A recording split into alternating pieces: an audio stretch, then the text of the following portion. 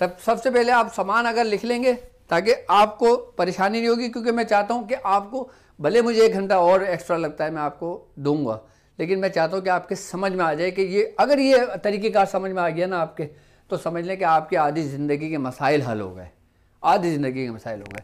सबसे पहले हमें जिस चीज़ की ज़रूरत पड़ेगी, नंबर 1 सवा पाव गोश्त।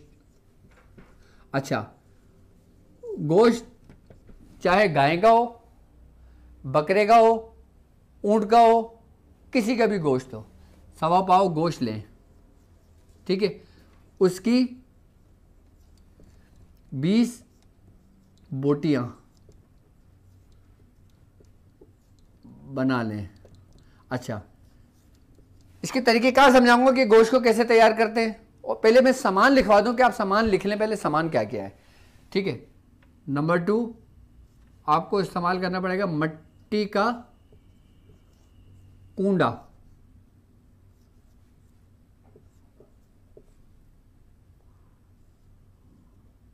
अच्छा, मिट्टी का कूंडा, मिट्टी का कूंडा समझते हैं कि आपने देखा होगा जिस पे दही जमाते हैं, अब तो स्टील के थाल आ गए जिसमें दही जमाते हैं, वरना पहले मिट्टी के वो कूंडे हुआ करते थे, ठीक है। मिट्टी का कूंडा लेना है बड़ा वाला, कि जिसमें दही जमाते थे पहले के ज़माने में, अभी भी मिट्टी के कुंडे मिलते हैं, 1 अदद लें, ठीक है।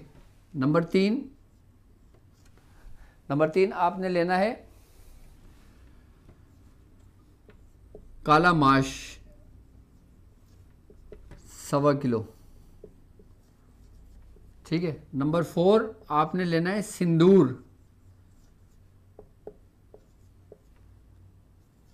50 ग्राम। नंबर 5 आपने लेना है 5 रंग की मिठाई, 5 रंग की मिठाई यानी कि 1-1 पीस। नंबर 6 आपने लेना है 1 अदद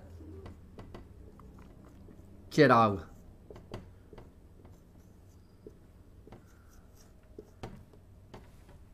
1 अदद चिराग लेना है, ठीक है। नंबर 7 आपने लेना है लाल कपड़ा, 2 मीटर।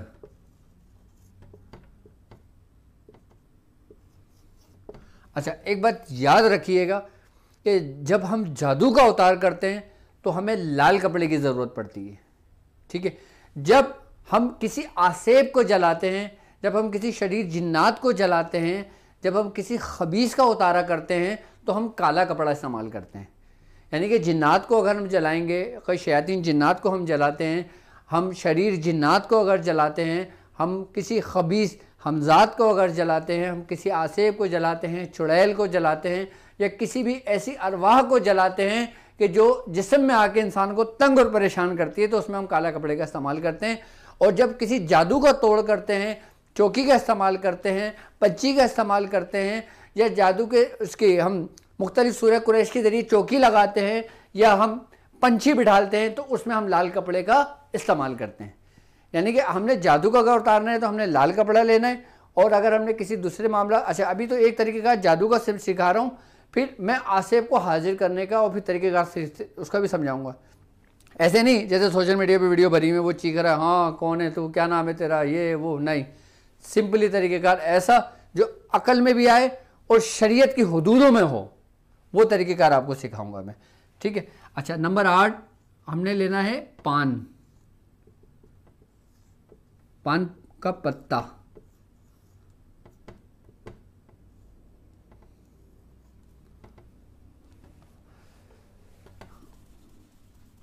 पान का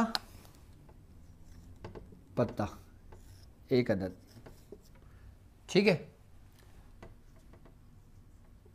अच्छा, मैं एक फ़र्द का तरीक़ेकार सिखा रहा हूँ आपको। अगर मिसाल के तौर पे आपने 2 बंदों का करना है, 3 बंदों का करना है, 4 बंदों का करना है, 6 बंदों का करना है, तो उसी तरीके के आप उसको कर सकते हो, ठीक है। आपने लेना है लौंग का जोड़ा, ठीक है। जोड़ा यानी कि 2 लौंगों को 1 जोड़ा बनेगा, 2 लौंगों लेके उस पर धागा चढ़ा देंगे आप, ठीक है। वो आप ले लेंगे लौंग का जोड़ा 2 अदद, ठीक है। 10वां आपने लेना है मेहंदी, जो हाथों में मेहंदी लगती है ना, वो वाली मेहंदी लेना है। तरीकेकार पूरा सिखाऊंगा, इसका समझाऊंगा आपको, ठीक है। अच्छा, अब हो गया हमारा, पान भी हो गया, मेहंदी भी हो गई, और लीमू, 11वां लीमू। लीमू लेना है हमने 9 अदद, ठीक है।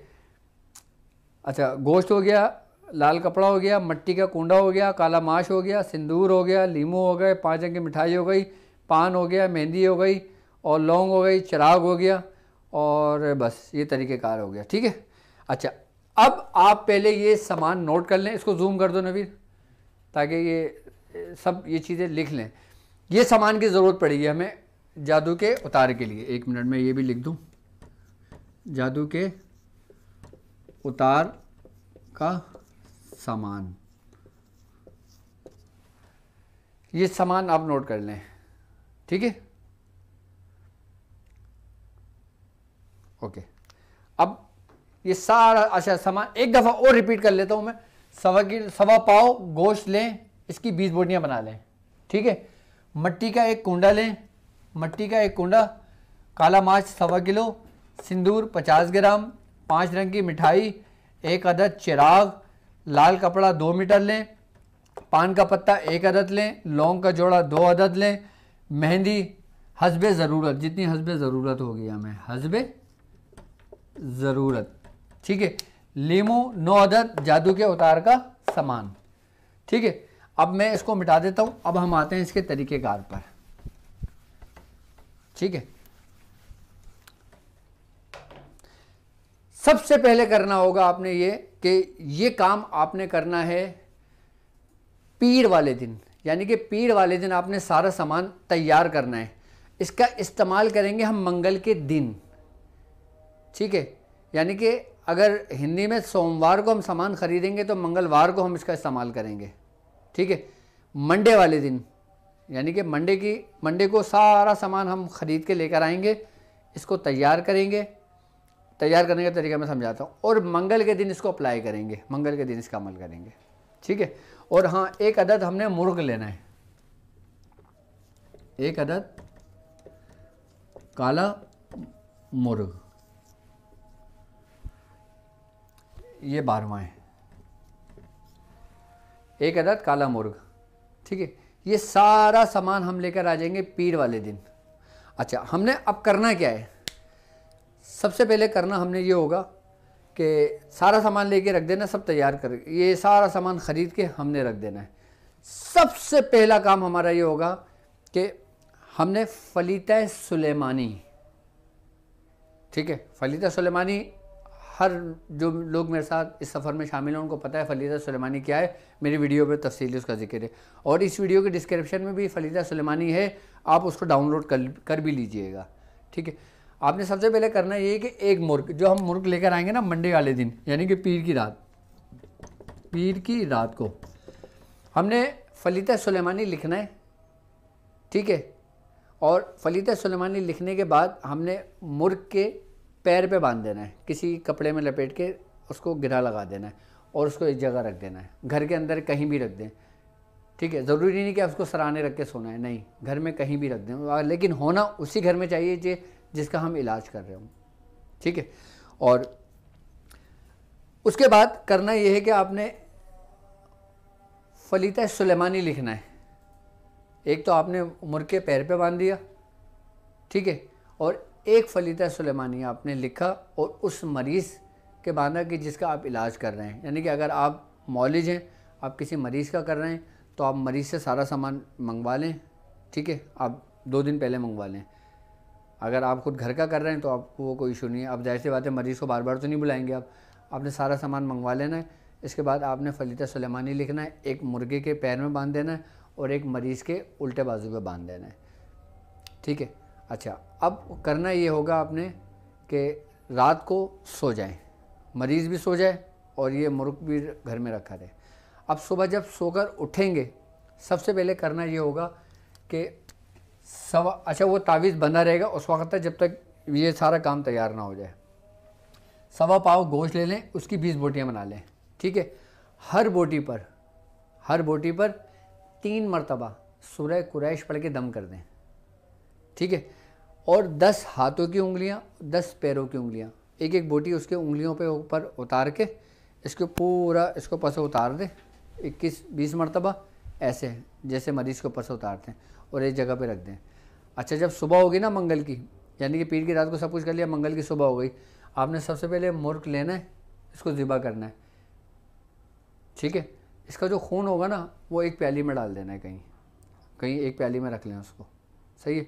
वो खून आपके काम का होगा जो मुर्गे का है, ठीक है। और मुर्गा सदका कर दें, आप किसी को भी दे दें, ठीक है।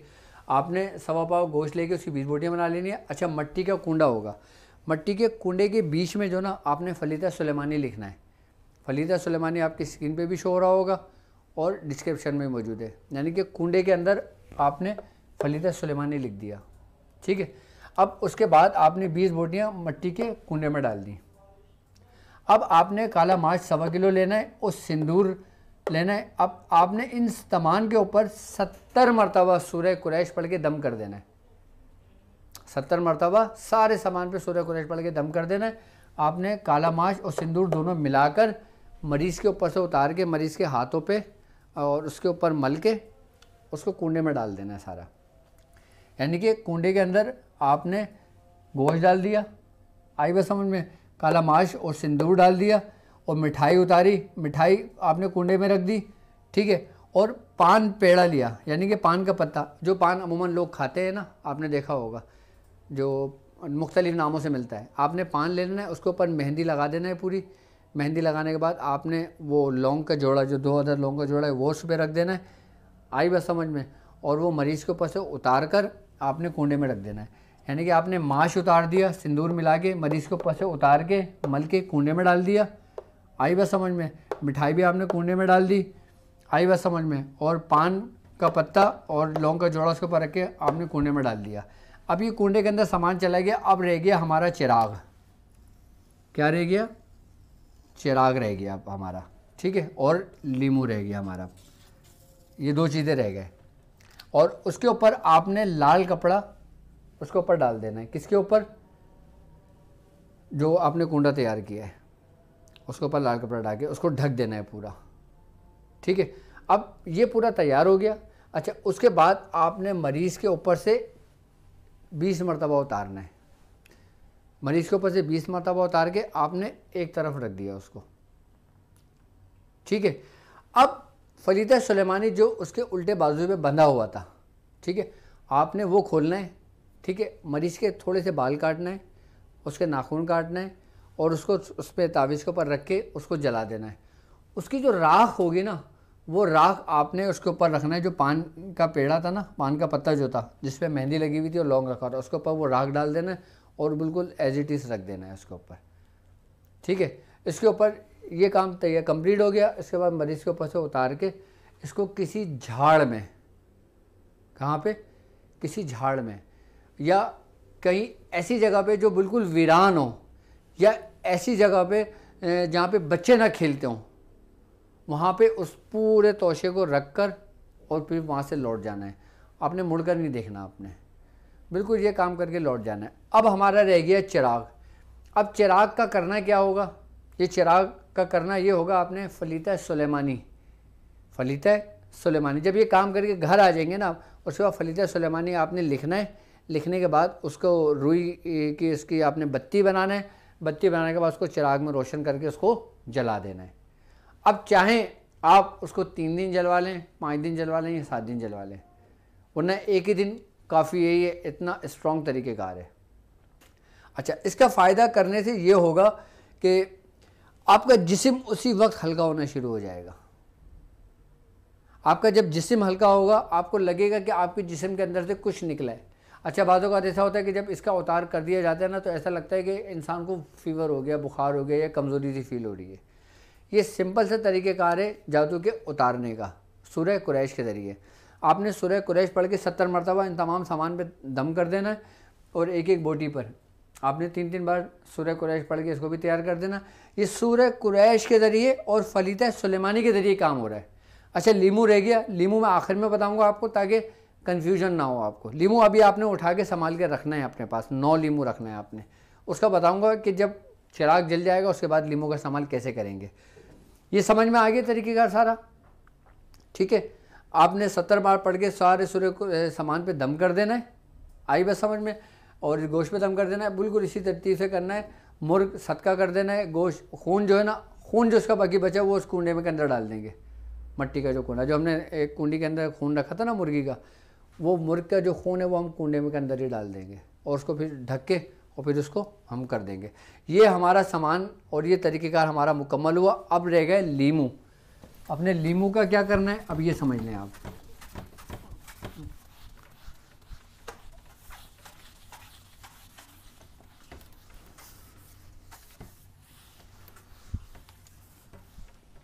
हमारे पास थे 9 लीमू, ठीक है। अब मिसाल के तौर पे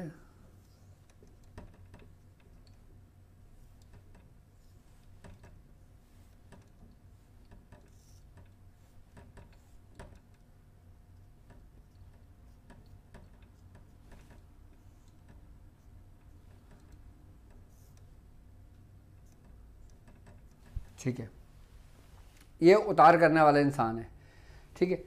सबसे पहले लीमू आपने मरीज़ के सर पे रखना है, नंबर 1 मरीज़ के सर पे रखना है और 3 मरतबा सूरह कुरैश पढ़ के लीमू पे दम करेंगे, मरीज़ के ऊपर काटेंगे, ठीक है, और अलग से रख देंगे, ठीक है। दूसरा, उसके आप सीधे कंधे पर, यहाँ पर सीधे कंधे पे रख के काटेंगे, तो वही 3 हर लीमू पे 3-3 मरतबा सूरह कुरैश पढ़ी जाएगी, पढ़ के इसको काटेंगे 2 टुकड़े करके नीचे रख देंगे। तीसरे पे आपने इस कंधे पे रखना है, यानी कि पहला, दूसरा, तीसरा।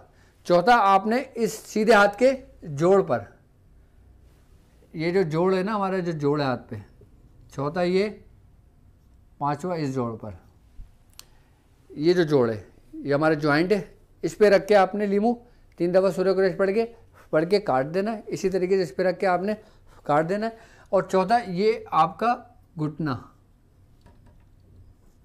छठा सीधा घुटना, 7वां 8वां घुटना, यानी कि ये घुटना, ये जो जॉइंट है, ठीक है। इस पे के ऊपर रख के सूरह कुरैश पढ़ के काट दें और इसके ऊपर रख के काट दें, ठीक है। अब 9वां हमारा, ये जो हमारा पैर की उंगलियां हैं, 8वां पैर की उंगलियां और 9वां इस वाले पैर की उंगलियां, ये लीमू इस शेप में रख के काटना है। अच्छा, हम इस शेप में रख के क्यों काट रहे हैं? सबसे पहले समझना ये कि हमने जो सामान तैयार करा, हमने जो सामान उतारा, हमने बाल भी जला दिए, नाखून भी जला दिया, अपने जिस्म से भी उतार दिया। अब हमने जादू को अपने इस पढ़ाई के ज़रिए अपने जिस्म से उसका इखराज किया। अच्छा, जब हम जादू का इखराज कर देते हैं, उतार कर देते हैं, तो बाज़ जादू जो होता है ना, वो हमारे जो जॉइंट्स होते हैं ना, वहाँ पे सरायत कर जाता है। अब जब वहाँ पे सरायत कर जाता है, जब हम लीमू इस तरतीब, इस तरीके से पढ़ाई के रख के काटते हैं ना, तो फिर इस लीमू के अंदर ये कैफियत, ये तासीर है कि ये उसको अपने अंदर सल्ब कर लेता है। अब जिस तरह लीमू के बारे में मैंने आपको बताया था कि हमारे बुजुर्ग फरमाते हैं कि जिस घर के अंदर लीमू का पौधा होता है वहाँ पे शैतान जिन्नात दाखिल नहीं होते, या जिस घर के अंदर लीमू रखा हुआ होता है वहाँ पे शैतान जिन्नात नहीं पहुँचते। वहाँ पे जिन्नात जो है ना वो लीमू से डरते हैं, खौफ खाते हैं। अच्छा, वो जादू जो किसी न किसी शैतान को मुसल्लत करके किया जाता है, वो लीमू जब हम रख के पढ़ते हैं ना, तो ये उसकी तासीर है कि वो उसको अपने अंदर सल्ब करता है। तो हमारे जो जॉइंट्स, हमारे जो जिस्म के अंदर का जो जादू होता है ना, वो इस सूरत में बाहर निकल जाता है। जो मैं बता रहा हूँ ना कि इलाज करने के बाद जब कमज़ोरी सी महसूस होती है, जिस्म में दर्द सा महसूस होता है, थकावट सी महसूस होती है, जिस्म हल्का सा हो जाता है, वो ये अमल करने के बाद की कैफियत होती है हमारी। आई बात समझ में? इस तरतीब और तरीक़ेकार से हमारे जो जॉइंट्स हैं, जो हमारे पूरा स्ट्रक्चर है बॉडी का, वहाँ से उसका खराज हो जाता है। फिर आपने तमाम 9 लीमू काट के रख दिए, फिर आपने 9 लीमू किसी चीज़ में, थैली में या किसी थाल में, किसी चीज़ में उठाए, आपने मरीज़ के ऊपर से ऐसे उतारे, ऐसे 9 मरतबा आपने उतारा। आई बात समझ? उतारने के बाद उसको मिट्टी में दफन कर दें। इसको फेंकना नहीं है, इन लीमू को मिट्टी में दफन कर दें। लीमू को फिर मिट्टी में दफन कर दें, ऐसी जगह ना फेंकें। अच्छा, इससे नुकसान पता है क्या होगा? अगर मिसाल के तौर पर आप लीमू ऐसे उतार के ऐसी फेंक देते हैं, अब जो शख्स उस लीमू के ऊपर से गुजर जाता है ना, फिर ये डर होता है कि वो जो जादू आपने उतारा है ना, फिर उस उतारे में कोई दूसरा लपेट में आ जाए। आप ऐसा तो नहीं चाहेंगे ना कि आप अपने ऊपर से मुसीबत उतार के किसी और के गले डाल दें, ऐसा तो नहीं है ना।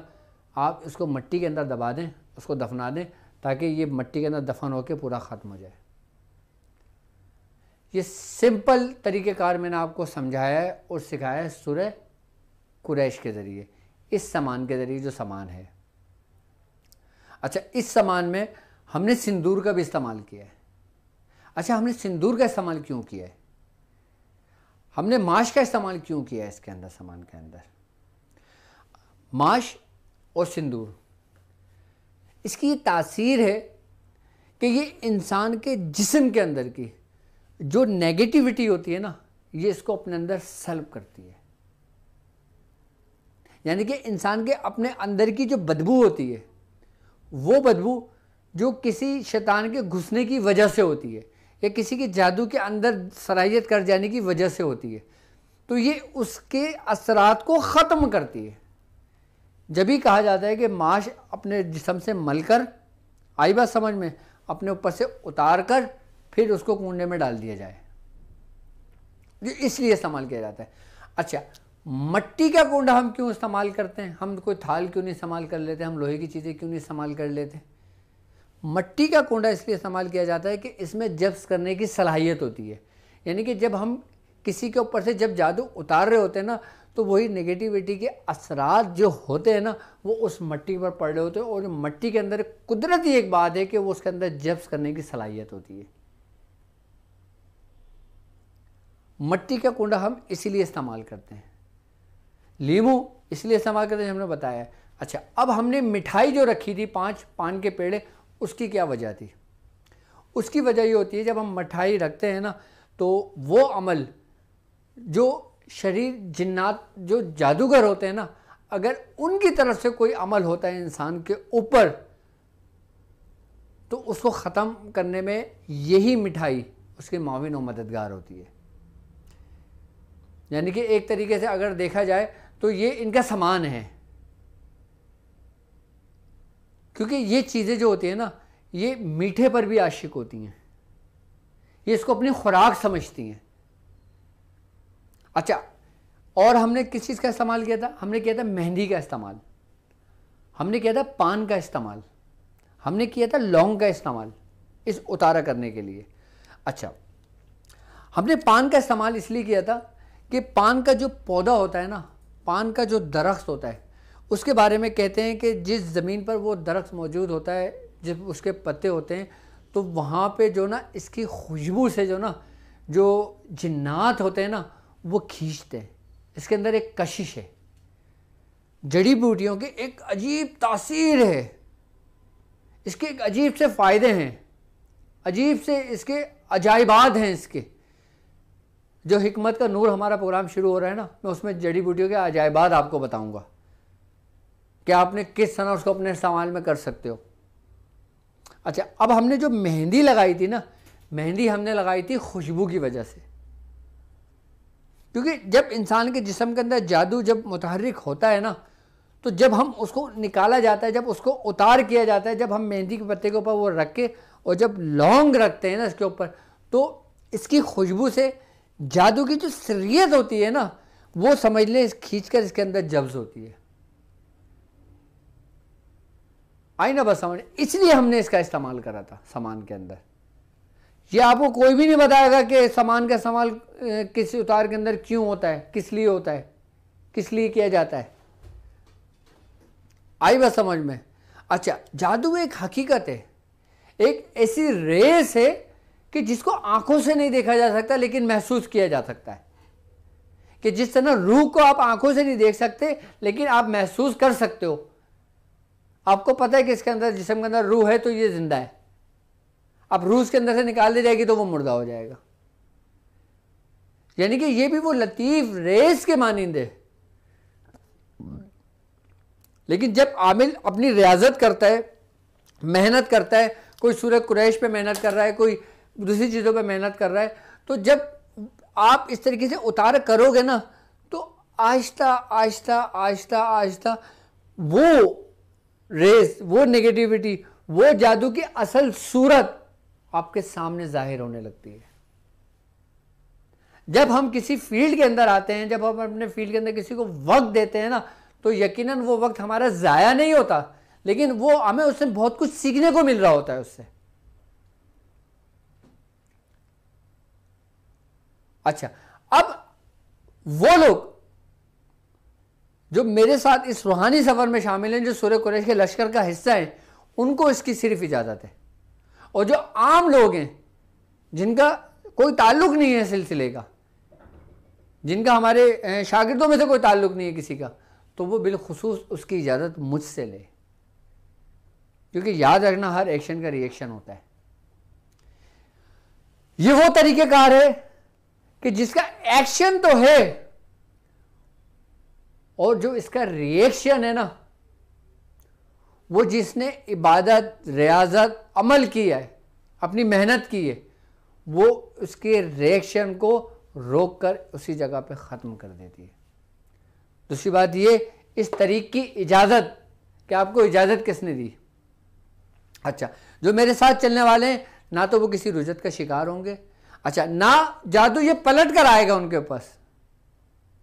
वो कहते हैं ना कि यार जादू उतारते हुए डर लगता है कि ये कहीं पलट ना जाए हम पर, पलटेगा भी नहीं जादू ये। हाँ, इसकी ये ख़ास बात है इस तरीक़ेकार की। क्यों? क्योंकि पलटता उस वक्त है कि जब इस सामान में जादू जब्त करने की सलाहियत ना हो। मैंने सारे सामान के आपको तरीक़ेकार समझा दिए और सिखा दिए। हमने जो गोश्त का इस्तेमाल करा था, गोश्त का इस्तेमाल भी इसीलिए हमने करा था, ताकि अगर करने के दौरान हमसे कोई गलती हो जाती है ना, तो जो गोश्त होता है ना, वो उसको अपने अंदर सल्ब कर लेता है, जब्त कर लेता है। किसके? उस नेगेटिविटी असरात को, यानी कि निकलने नहीं देता। जैसे एक हांडी पकड़ी है, धुआं निकल रहा है, आपने उसके ऊपर ढक्कन ढक दिया, अब वो धुआं बाहर नहीं निकलेगा, लेकिन अंदर ही अंदर बनता रहेगा, उससे आप महफूज रहेंगे। अब ये तरीक़ेकार तो हो गया इसके उतारे का, ये तरीक़ेकार हो गया। अच्छा, जब हमने उतार कर दिया, हमने ये सामान तरीक़ेकार कर लिया, अब चाहे आपके वालिदैन कोई परेशान हो तो उनके लिए कर सकते हैं, घर में भाई परेशान हो, कोई रिस्क के मामले में परेशान हो, किसी को बस जादू, किसी भी किस्म का। अच्छा, इस तरीक़ेकार में ख़ासियत है कि सिफली का बेहतरीन तोड़ है ये, जिसके ऊपर हिंदुआनी अमल हो ना, उसका बेहतरीन तोड़ है। क्योंकि कि ये तरीक़ेकार जो मैंने आपको सिखाया, समझाया ना, ये अहले हिंद का तरीक़ेकार था। आई बात समझ में? ये वो तरीक़ेकार है और ये कदीमी तरीक़ेकार है ये, और ये तरीक़ेकार आप मुझे दिखा दो किसी किताब के अंदर, कहीं भी आपको तरीक़ेकार ये वाला नहीं मिलेगा जो मैंने आपको समझाया है, सिखाया है। बाकी तो बहुत मिल जाएंगे आपको। ये वो तरीक़ेकार है जो खुद हम अपने क्लिनिक पे करते हैं अपने मरीज़ों के साथ।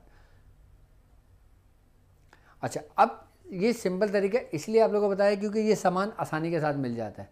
लेकिन जब कोई किसी के ऊपर सख्त जादू होता है, अच्छा, किसी का अगर कोई सख्त जादू हुआ हो, कोई पुराना जादू हुआ हो, अगर आप उसका उतार करते हो ना, उसके ऊपर जादू पूरा ख़त्म नहीं होता, लेकिन उसको 50% तक इतना आराम आ जाता है कि वो जादू फिर उसको मज़ीद नुकसान नहीं पहुंचाता।